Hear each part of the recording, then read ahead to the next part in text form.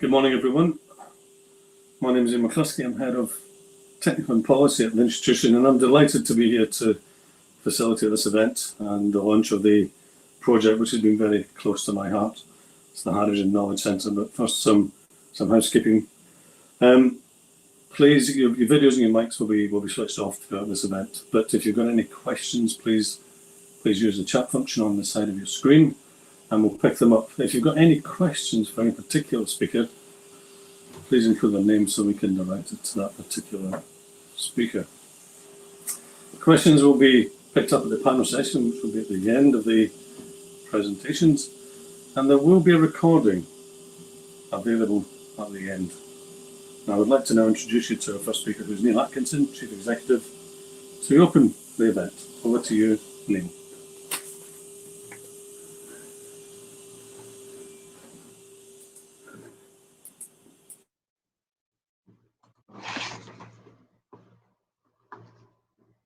Sorry, just bear with me, colleagues. Thank you very much. So thank you, Ian, and good morning to all today.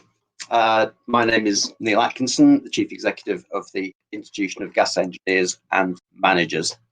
So today, we're going to share with you a vital activity that IGEM is undertaking to support sustainable gas decarbonisation, and that's our new Hydrogen Knowledge Centre. And it's our pleasure to introduce the centre to you today. As we do so, you will hear three short high-level perspectives about hydrogen from some of IGEM's key partners and stakeholders. First, Dr. Mark Taylor, Deputy Director for Energy Innovation at BEIS, will first share UK government perspectives on hydrogen, which is particularly pertinent, of course, as we await the release of the UK's hydrogen strategy ahead of COP26. Then we'll learn about preparation for the safe uptake of hydrogen from Dr. Stuart Hotsworth, Head of the Centre for Energy and Major Hazards at HSE, and also the President of the International Association for Hydrogen Safety. And then, following an introductory demo on the Knowledge Centre itself, we will hear from Keith Owen, Keith's view from the gas networks. Keith is Head of System Development and Energy Strategy at NGN, and is also the Chairman of IGEM's Hydrogen Committee. Ian will then facilitate a short Q&A system for all on the call today. So IGEM is a professional engineering institution, of course, and we advance the science and relevant knowledge of gas engineering for the benefit of society. This public benefit object is realised through harnessing the expertise of our members. IGEM's reputation is critical, and this is built and sustained through our ability to act as a trusted source of knowledge, trusted source of technical knowledge, and provider of high quality services. With respect to hydrogen, IGEM is doing a number of things. Obviously, we are partnering with policymakers in government to support programmes such as High for Heat and others that will deliver on decarbonisation targets. We're delivering new underpinning technical standards on hydrogen for the industry, and some of these will emerge in the next few months. We're helping to assure the evidence base to support the regulatory safety case for hydrogen is there in, for example, community trials. We're opening up specifications to enable a widened gas quality range within the grid, including hydrogen blends. And of course, we're supporting skills, for example, routinely providing approved hydrogen technical training, of which we were doing some just yesterday. So to facilitate and support partners and stakeholders realise their net zero contribution, as well as doing our own job effectively as an institution, there's a clear need for a centralised, trusted resource of hydrogen knowledge in support of the energy transition. And that's where the Knowledge Centre fills the gap. IGEM has created a one-stop aggregated digital repository of hydrogen-related information, and that is hosted on an intelligent, deeply searchable e-library platform accessible through the IGEM website. The Hydrogen Knowledge Centre repository is provided through a hosted platform and is supported by a dedicated professional librarian team by way of investment from IGEM. To ensure knowledge centre resources can continue to grow sustainably, user access will be through an annual IGEM subscription. The site will be accessible to the public for browsing and searching, where they will be able to view abstracts and see videos. And they'll also have links provided to third-party content. But access to the site's downloadable and exclusive content is available free to existing IGEM members who can access the site through the My IGEM account. And for anyone who is not yet a member of IGEM and wishes to have access to the full downloadable content, then we've got a free trial access from today until 16th of April 2021. So do avail yourselves later of exploring the site, and we trust joining up. So far, close to 1,600 publications have been uploaded to the centre by our dedicated team. And each item has been categorised, keyworded, and provided with an abstract. And that's done under a robust governance process and item collection development policy that is overseen by IGEM's Hydrogen Committee. Hydrogen-related content spans a whole host of areas, of course, from safety to policy to methods of production, applications, education, and more. And as each day passes, we add yet more content, so enriching and expanding the content within the centre. We truly hope that the IGEM Hydrogen Knowledge Centre can become established as a vital enabling asset and tool to facilitate the UK's move to net zero. Thank you.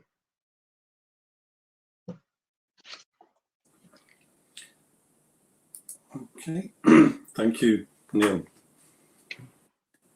Sorry, just bear with me. Okay.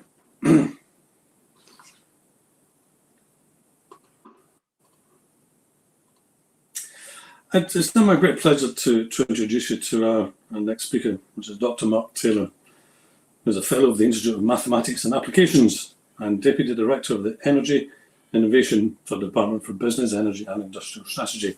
And Mark, your talk's going to be about hydrogen from a government perspective and why BEIS has helped to fund the Hydrogen Knowledge Centre and its importance for hydrogen in the wider context. Probably a background. Mark is responsible for programme delivery of the Net Zero Innovation Portfolio. Projects that he has led include something we're very excited about, which is the High for Heat programme, delivering experience and technology for the rollout of hydrogen for domestic heating, industrial fuel switching, energy efficiency and carbon capture programmes. Now, prior to joining BEIS, Mark undertook a doctorate in aerodynamics with Airbus, going on to work for Rolls-Royce Aerospace, and then also to McLaren Racing Formula One for 12 years, including one World Championship. Phenomenal. His own startup company, developing sports car designs, and passionate about turning innovation into delivered and deployed projects. And Mark sees the Clean Growth Fund as a key enabler to achieving this goal. Mark, over to you.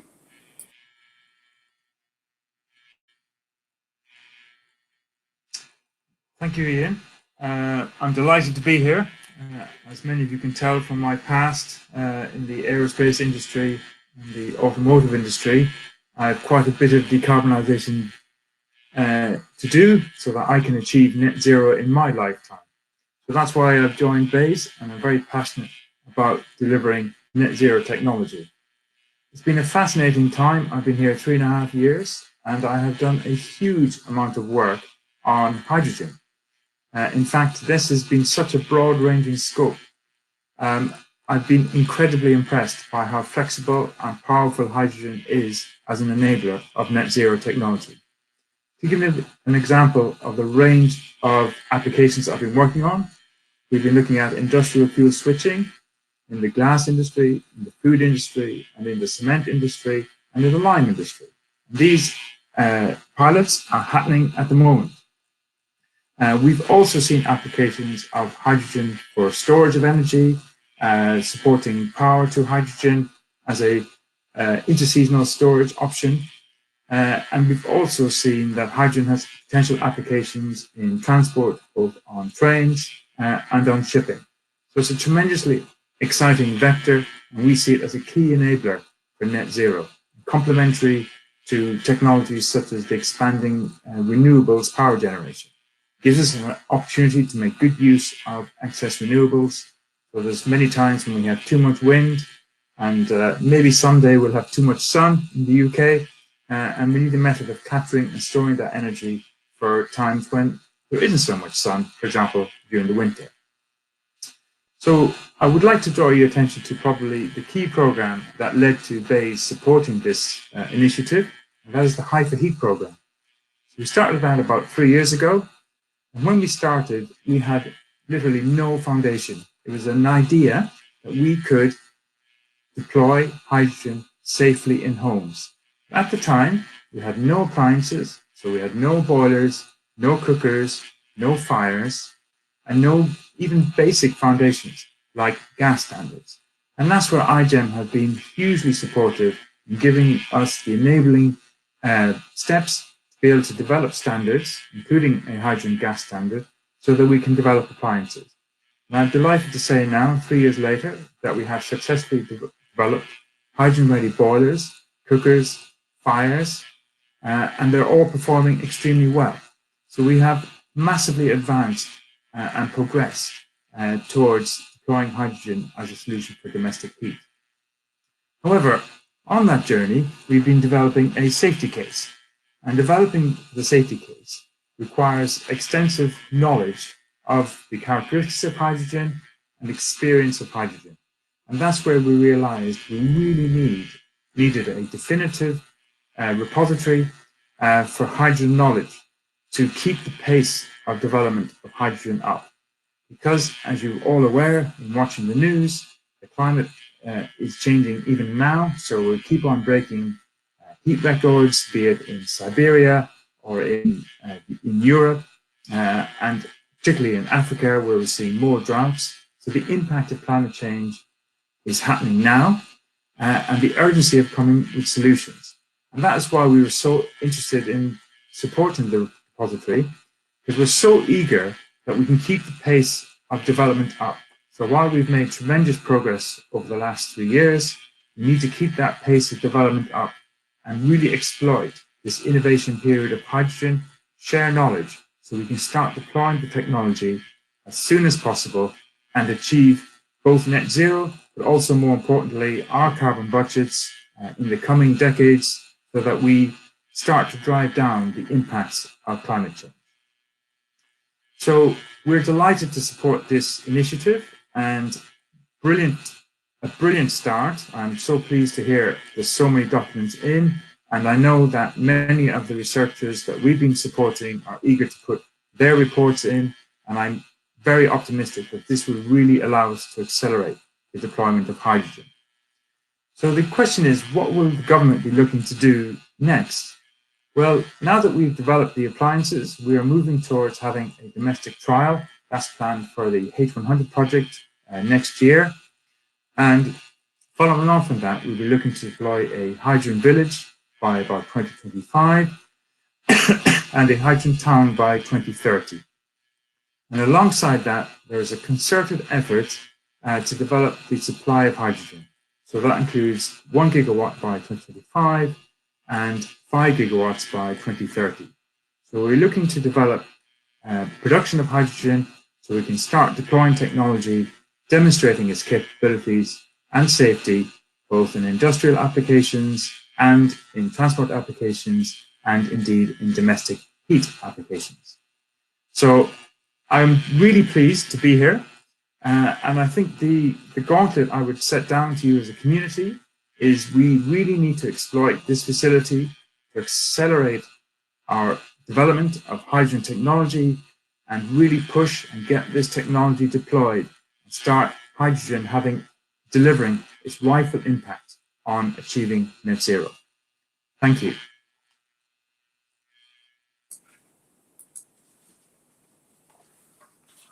Many thanks for that, Mark. That's excellent. And the High for Heat programme is phenomenal in terms of what it's been delivering. I'd now introduce you to our next speaker, Dr. Stuart Hotsworth. Stuart is head of the Centre for Energy and Major Hazards at the Health and Safety Executive, and President of the International Association for Hydrogen Safety. Stuart will be talking in his presentation about the preparation for hydrogen uptake, and we'll cover hydrogen safety research perspective, the importance of collaboration, building safety evidence, and share knowledge and the role of the International Association for Hydrogen Safety. And of course, the main event coming up at the end of this year, in terms of in September, which is the International Conference on Hydrogen Safety. By way of background, Stuart has worked in the area of safety for 25 years, fulfilling a number of technical and oversight roles within the Health and Safety Executive laboratories in Buxton in the UK. Now, these include creating and managing the Centre for Energy and Major Hazards, made up of 70 scientists and engineers working in the area of risk management, fire and explosion, and process safety.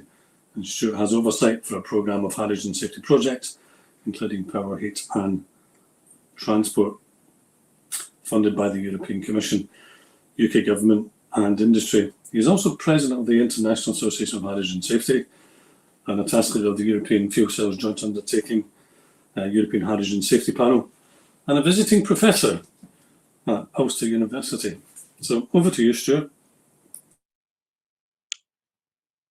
Thank you, Ian. So, hello everyone. My name's Stuart Hawksworth, and I'm the head for the Centre of Energy at HC, as Ian said. Current president of the International Association of Hydrogen Safety, that I'll say a little bit more about as get towards the end of my talk, and also a member of the European Hydrogen Safety Panel, supporting the European Commission's Fuel Cell and Hydrogen Joint Undertaking, and I'll say a little bit more about some of the things we've done there that might be of interest to everyone as well. Hydrogen safety and engineering research are clearly topics that I'm involved in every day, and obviously I see them as very important. It gives me great pleasure to give me the chance to say a few words today and support the opening of the Hydrogen Knowledge Centre. Collaboration and knowledge sharing is clearly very important. Much of what we want to do, we need to do at pace, and reinventing the wheel at various places around the world, it just seems crazy. So collaboration to allow us to achieve the pace we need is clearly really very important. The launch of the Knowledge Centre is important and timely, as I think we all now realise that hydrogen will have a significant role within the energy system to allow us to achieve net zero. The development and access to the evidence base on hydrogen as facilitated here is essential, and we all need to make good use of it. Safety is clearly one of the enablers for hydrogen to fulfill its potential. And as activities in this space grow, as I expect them to, it's the responsibility of all of us involved in conceiving, tendering, contracting, overseeing and delivering work in this space to ensure that safety is appropriately considered and addressed at each stage. And if you're interested in some of this, particularly, it may be worth having a look at the European Hydrogen Safety Panel's webpage, where we've done some work with the Commission on the process for people to tender for works under their call involving hydrogen, and how we've kind of put things in place to help the Commission and get some assurance that people know what they're doing and are safety competent to do that. So if you're interested to see some of that, go and look at the European Hydrogen Safety Panel's webpage. Google European Hydrogen Safety Panel and it should take you there. And if any of you have applied for a Horizon 20 project, you will have seen some of the things that are required there as well. In terms of doing all this work, as we move forward, this will ensure that we know and understand the behaviour of this flexible energy vector across the supply chain, and we can formalise and understand that knowledge into standards, guidance, and regulations. This is an area where, as HSE, we're clearly very active, working with a range of stakeholders, including BEIS, the European Commission, IGEM, NGN, broader industry, and academia. The evidence base from all of our efforts, so that's everyone, not just us here, will form the foundation for the deployment of an appropriately trained workforce to implement these technologies safely at scale. Clearly, as the demand grows, and I think we all expect it will, we're going to need lots of people competent in this space to do all of the work we need. And this is something that IGEM clearly are thinking about already and are doing lots of work to push that forward. So, apologies if it's been a little preachy there, but it would be a terrible shame if a shortage of appropriately trained workers was to impede the rapid deployment we need in this space, or even worse, was to kind of be part of an issue that led to a serious incident. What we're seeing right now with the AstraZeneca vaccine clearly shows you how things can become big problems very quickly in the mind of the public and the press. So I think I'll just ready to just about finish. The only thing I wanted to mention, as promised, is the 9th International Conference on Hydrogen Safety. This will hopefully be held in Edinburgh this September. Where the hope is it will be a combined virtual and real conference, but we're monitoring where things are going to make sure we can maximise what happens there. This conference series has been going for over 18 years, and it's been the main catalyst for work on hydrogen safety. And as I hope you're probably aware, is a source of much of the material that's referenced in the Knowledge Centre. So if you're interested in the conference, I was hoping to show a slide, but I've had a few issues. Just Google ICHS 2021, and it should take you to the web page. And I think IGEM are going to share a page on the conference anyway after the event. So with that, I'll say thank you for listening and hand back over to Ian. Many thanks, Stuart. And I see in the chat, Nigel Holmes has kindly created a link to the conference in September as well. So he does that whenever I talk anywhere. Thank you very much, Nigel. Yeah, it's an incredible conference, bringing collaboration together to across the globe of all the research projects looking at hydrogen. So it's a wonderful conference, and IGEM are fortunate enough to be part of the last one. So thanks, Stuart. We're all here to have a look at the Hydrogen Knowledge Centre. So I guess without further ado, let me introduce that to you. Simon, can you run the video?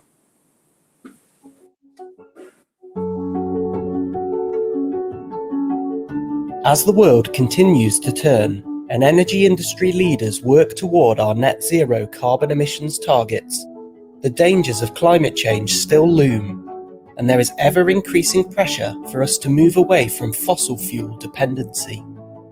We are seeing considerable growth in the exploration of low-carbon hydrogen applications and technologies, with hydrogen research, trials and demonstrations underway internationally. The challenge for many is how they capture this breadth of hydrogen learning and stay up to date with the latest technical and policy developments. That's where IGEM comes in. This is the IGEM Hydrogen Knowledge Centre, a digital resource for everything related to hydrogen energy, with support from the Department for Business, Energy and Industrial Strategy. IGEM have created a searchable repository of hydrogen records from a wide range of sources, including public agencies, gas network companies, academic and research institutions, supply chain organisations, and energy and engineering experts. As the professional institution for gas engineering, IGEM is passionate about supporting the transition to a net zero carbon emissions future.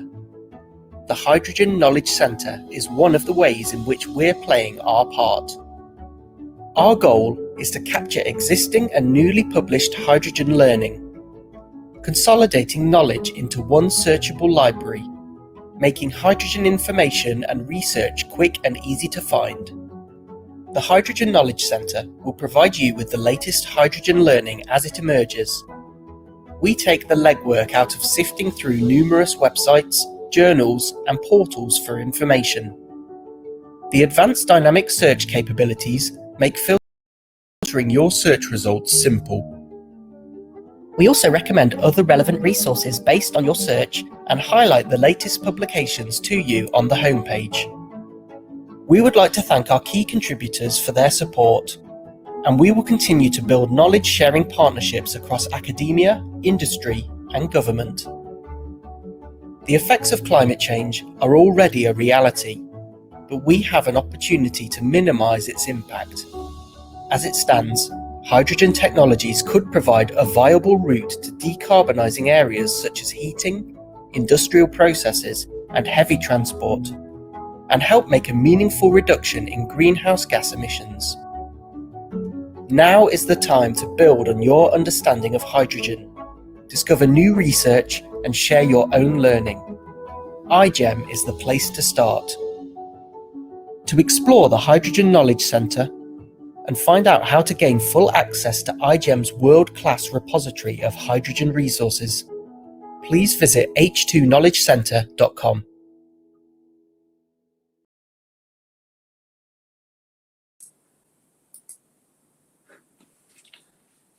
Okay, brilliant. Thank you for that. Hope you enjoyed that teaser video. Please log into the website, have a good look around. I'd now like to introduce you to our final speaker, who's Keith Owen, who's Head of Systems Development and Energy Strategy at Northern Gas Networks.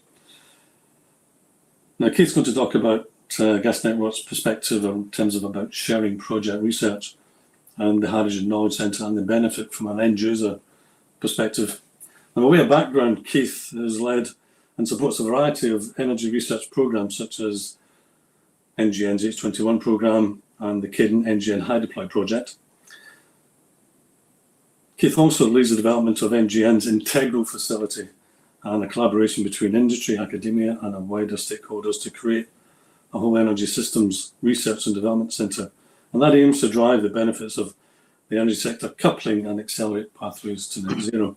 Keith is also chair of IGEM's Hydrogen Committee, seeking to revise not just the UK standards, but also support the transition to 100% hydrogen. Keith, over to you. Thanks, Ian, and good morning, everyone. It's great to be here this morning, really to celebrate the launch of what was an idea brought. I think it was Mark brought it to IGEM a year or two ago to put forward this idea that we have a central repository where all of this research that was going on can sit and is easy accessible to the wider community and so on. Fantastic concept, and as I say, it's a delight to be celebrating the launch of it here today. It really brings home, I think, through the talks that you've heard and what you saw in the film, that whole systems feel. It's not all about gas in this brave new world of net zero. It's a real strong collaboration across the energy industry, and I think this is an essential component of that, pulling together the vast array of information that's out there, not just in the UK, but right across Europe and more globally besides.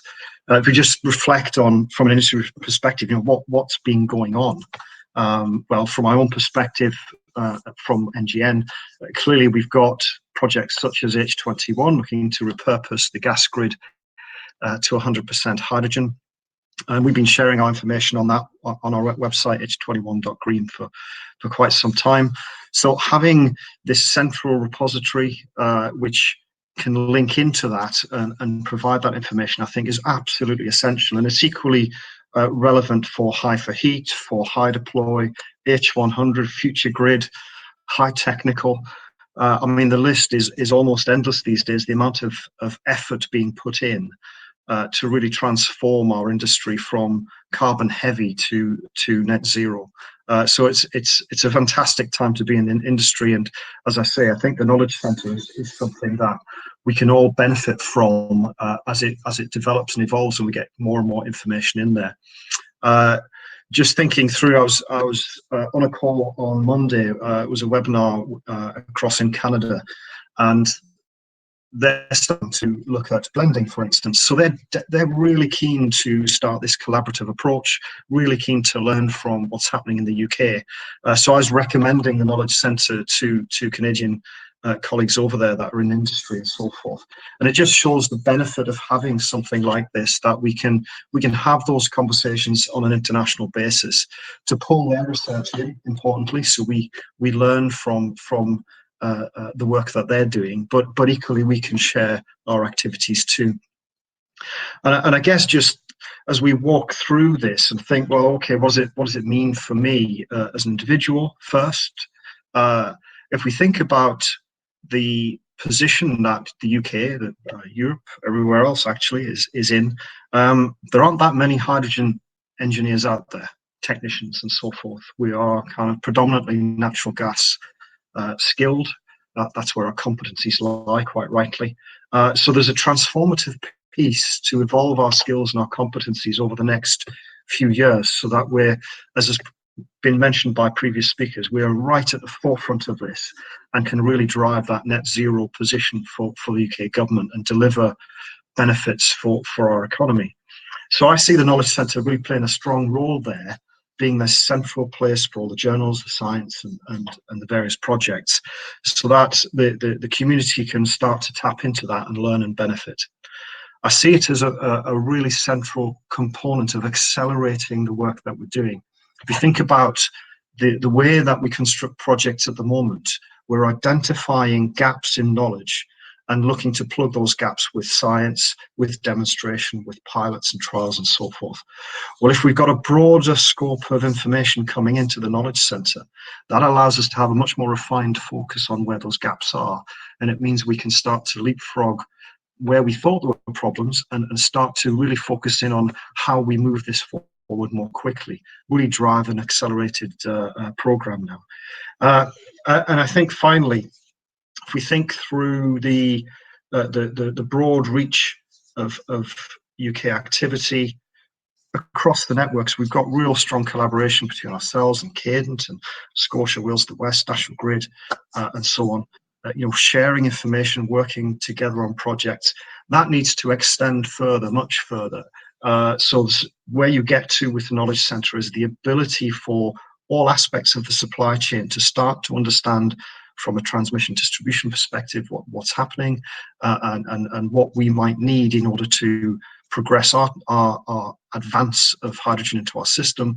But from the supply chain side of things, they really start to understand what they need to do on their side to develop new products, to create that supply chain, to get their plant, their processes in place to be able to deliver that and time it successfully. So it really has a broad brush approach, this, to support production, transmission, distribution, and consumption of hydrogen as we move towards this hydrogen economy. So I guess as the chair of the IGEM's Hydrogen Committee, and just as an enthusiast within the industry, I'd really encourage everybody to get onto the Knowledge Centre, really start to use that, contribute, learn from the information that's in there.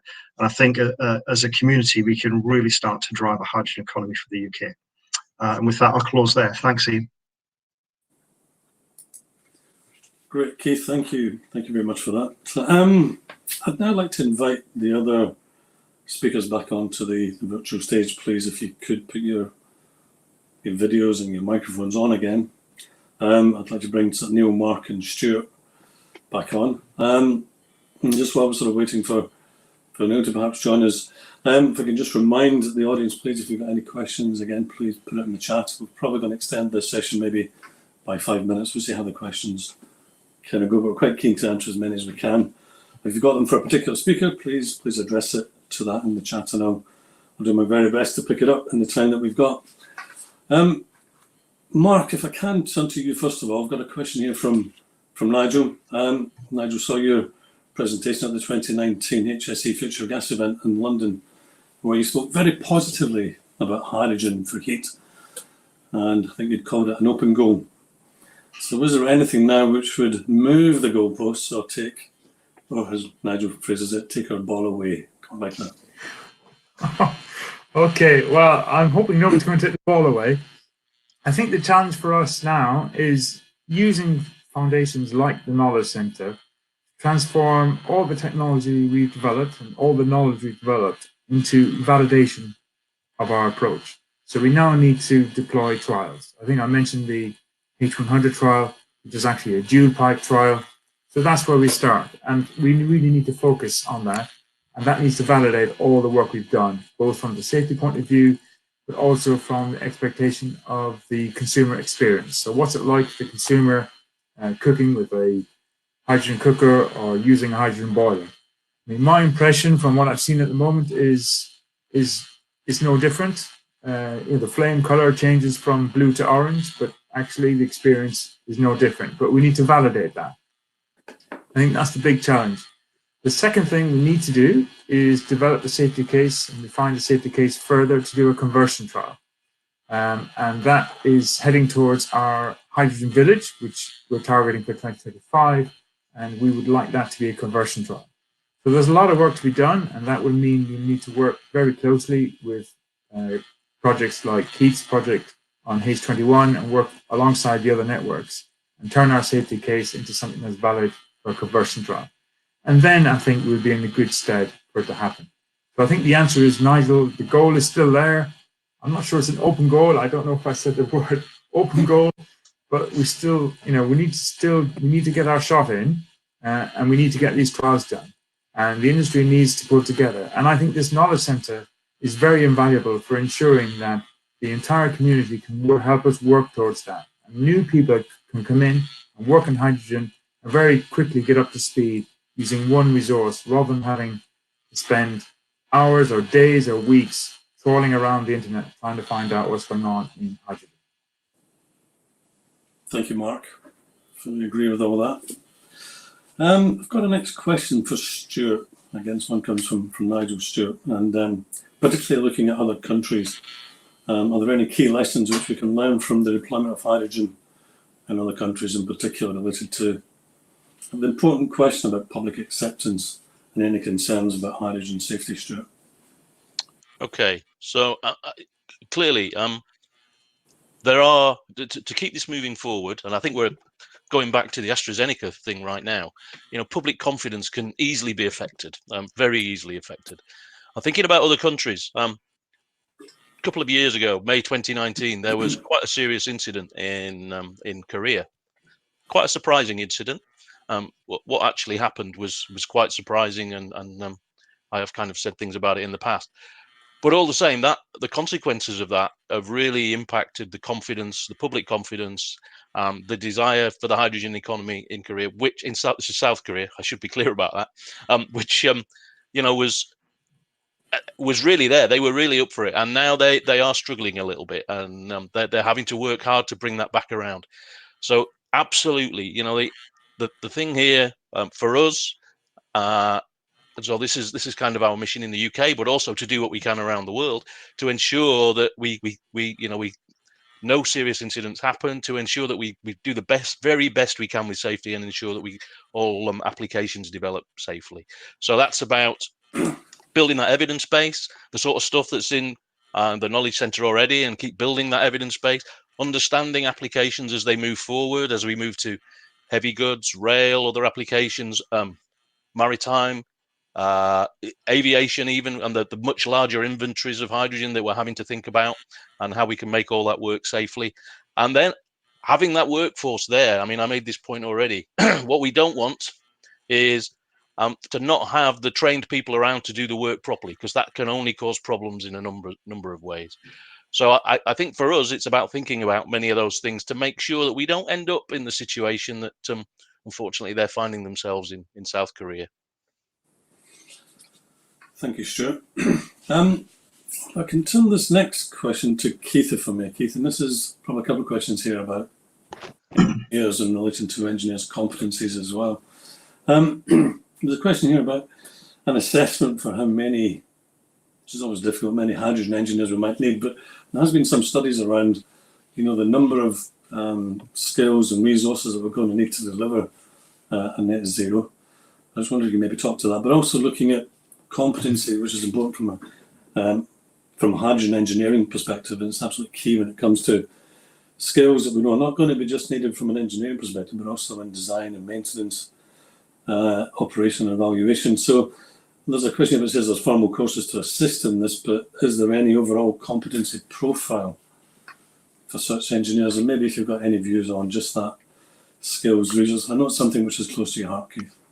Yeah, and good questions actually. If I take the the how many question first, I think that still, for me, sits as a slightly intangible at the moment, because that is so dependent on the pace of change required.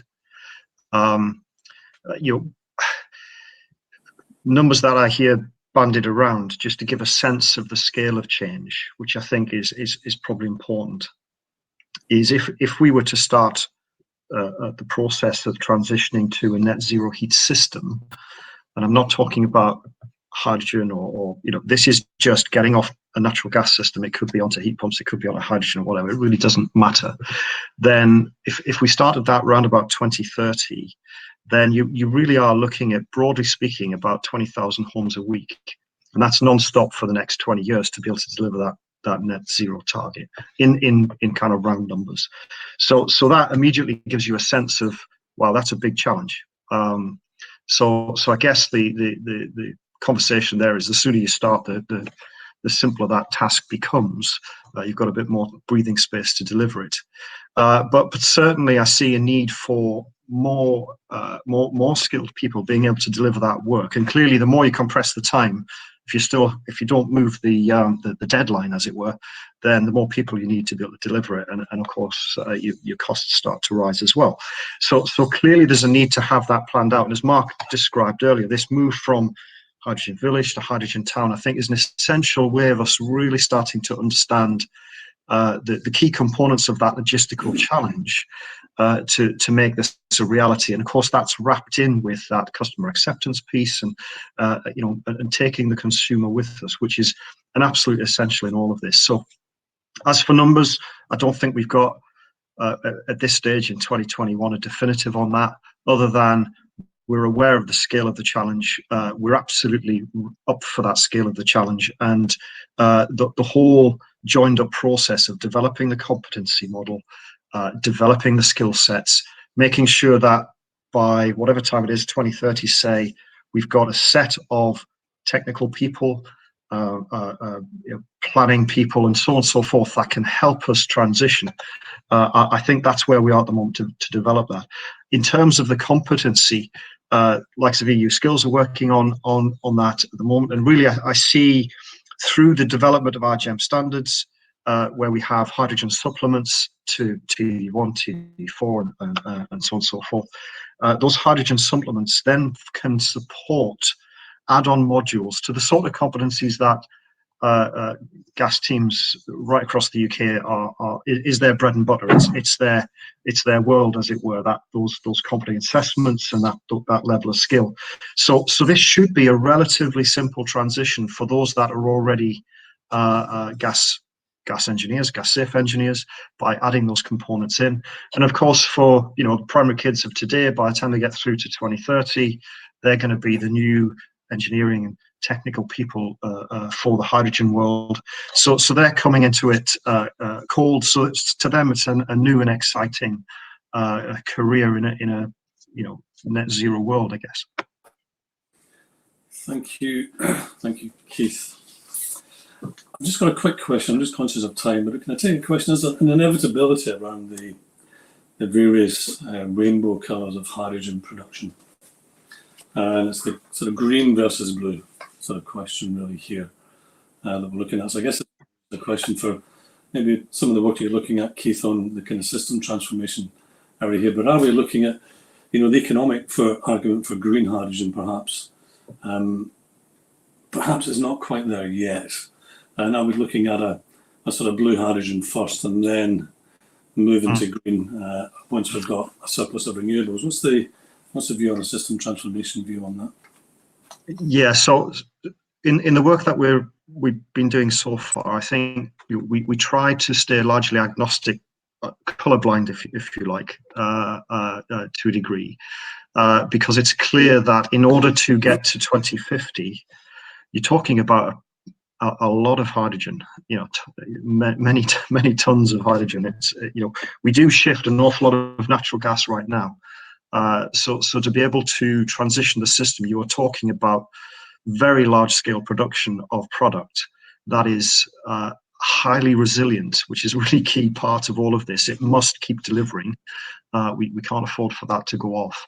And I think in the context of where we are and the pace of change that we desire, there's a really strong role for blue hydrogen in that context, because the technology is to produce hydrogen is well understood. So they're already in a good place, and if that's connected to carbon capture, you can see that process really driving this transitional change. Now, what does that mean for green hydrogen? Well, absolutely, we want as much of that is possible to produce at any one time.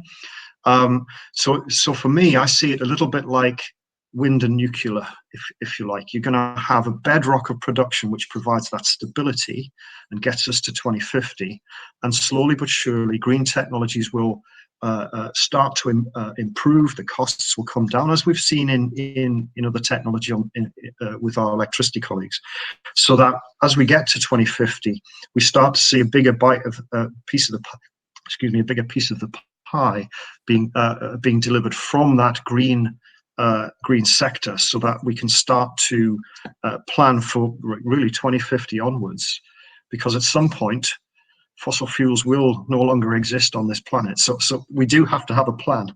So it's really important that the green sector, the green technologies, and you see this through the likes of ITM Power with their gigafactory and so on, really starting to productionize electrolysis.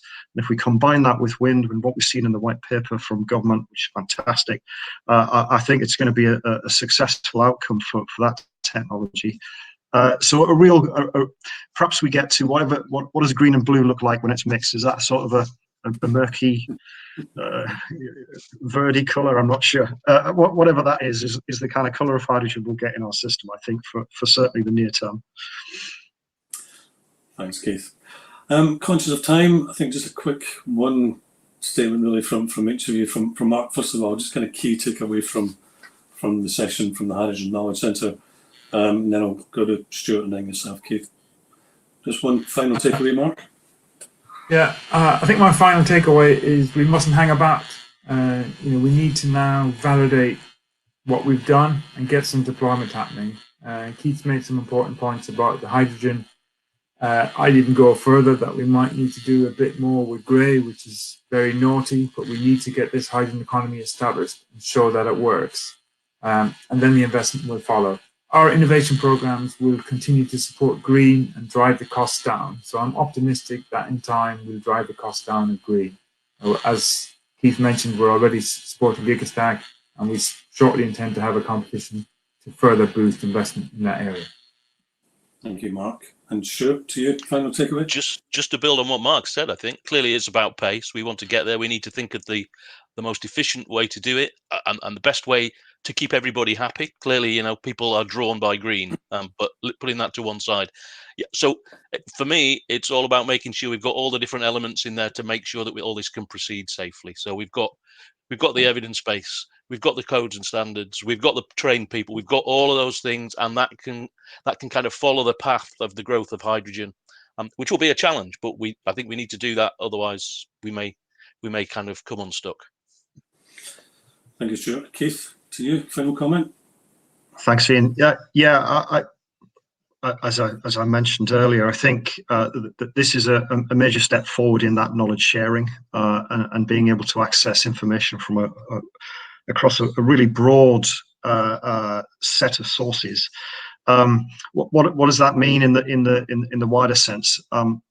As has been mentioned, from a networks perspective, we've absolutely got to establish the evidence. We've got to get the safety case in place, and to Mark's point, and deliver that quickly.